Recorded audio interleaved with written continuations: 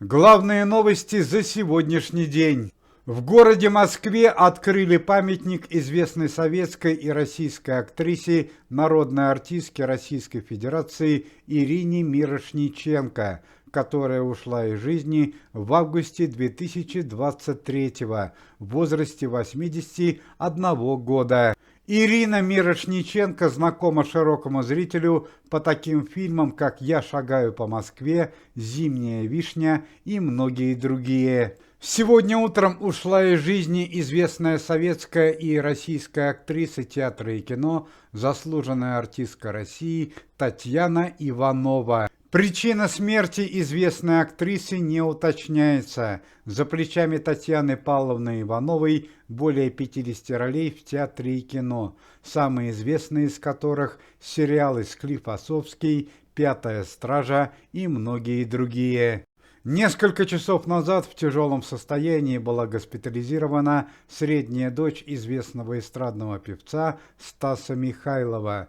Причина госпитализации – острая вирусная инфекция и прогрессирующее онкологическое заболевание. В связи с семейной трагедией Стас Михайлов отменил гастрольные выступления и в этот тяжелый момент находится рядом с родными людьми. Члены комитета, известные артисты Борис Щербаков и Александр Михайлов, совместно с сотрудниками Следственного комитета во время проверки в городе Воронеже открыли уголовное дело против крупного чиновника, который незаконно присвоил себе более 50 миллионов рублей. Чрезвычайная ситуация заключается в том факте, что данные финансовые средства антикоррупционный комитет Никиты Михалкова перечислил для повышения пенсий в данном регионе, а чиновник незаконно присвоил их себе. По словам руководства антикоррупционного комитета, данный чиновник будет отправлен в следственный изолятор. В его квартирах проходят обыски и конфискация. В связи с чрезвычайностью данной ситуации сотрудники комитета приняли решение больше не связываться с чиновниками власти, а направлять денежные средства напрямую пенсионерам. Сотрудники антикоррупционного комитета, помимо преступных элементов российского шоу-бизнеса, начали глобальную проверку самых высших эшелонов власти Российской Федерации. В частности, сотрудники организации певец Александр Розенбаум, актер Сергей Никоненко и представители Следственного комитета проверили имущество и недвижимость видного общественного деятеля товарища Медведева. На проверку личного имущества и недвижимости товарища Медведева у антикоррупционного комитета Никиты Михалкова пока не хватило полномочий, однако сотрудники организации смогли арестовать недвижимость и незаконный бизнес сына общественного деятеля Егора Медведева. Благодаря оперативной работе стало известно, что сын товарища Медведева уже на протяжении нескольких лет имеет на территории Российской Федерации и ближнего зарубежья сеть заводов по производству алкогольных напитков, в частности вин и коньяков. Следственному комитету удалось выяснить, что основным компаньоном Егора Медведева является известный певец Валерий Меладзе. На пару на протяжении многих лет они владели незаконным бизнесом и не платили налоги.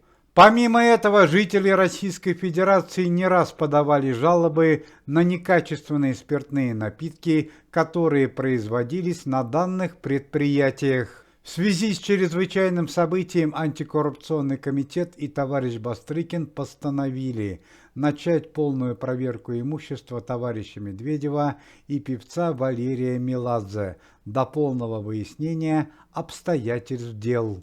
Большая неприятность произошла у известного певца-шансонье Михаила Шуфутинского. В тот момент, когда Михаил Захарович отсутствовал дома, неизвестные преступники проникли в его квартиру в городе Москве и похитили особо ценные бриллианты. По некоторым данным, преступники проникли в квартиру через черный ход. Они унесли с собой часы с бриллиантами и сценические ювелирные украшения. также отделанные драгоценными камнями. Кроме того, неизвестные прихватили с собой 2 сейфа, в которых хранилось почти 60 миллионов рублей. Преступников по горячим следам задержать не удалось. Полное фиаско в личной жизни потерпел известный певец Григорий Лепс. Известному артисту окончательно отказала 18-летняя невеста, студентка одного из московских вузов, на которой планировал жениться эстрадный исполнитель. Помимо того, что невеста быстро нашла замену Григорию Лепсу в лице сокурсника своего сверстника, Григорий Лепс остался без крупных финансовых сумм и ценных вещей, которые он дарил своей невесте. По данным прессы, Григорий Лепс лишился крупной финансовой суммы более 200 миллионов рублей, виллы в Италии и драгоценных украшений на общую стоимость почти 3 миллиона долларов.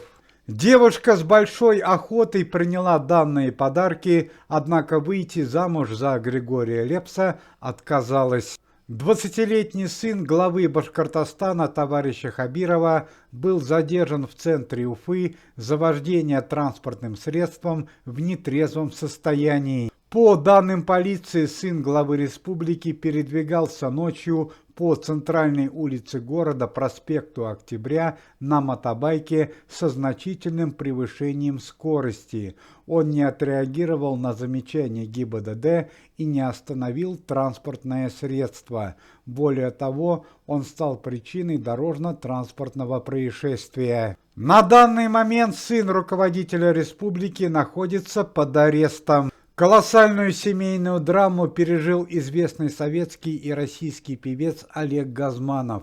За прошлую ночь Олег Михайлович кардинально изменился внешне и буквально посидел на глазах. Вчера вечером стало известно, что бесследно пропала супруга артиста Марина Анатольевна Муравьева-Газманова. 40-летнюю бизнесвумен искала вся полиция Москвы, а сам Олег Михайлович Газманов обратился за помощью к друзьям из Федеральной службы безопасности. К сожалению, итог поисков оказался печальным. Стало известно, что супруга Олега Газманова, которая возвращалась с важного совещания и имела при себе крупную сумму денег, подверглась нападению. Автомобиль супруги Олега Газманова подрезали неизвестные преступники.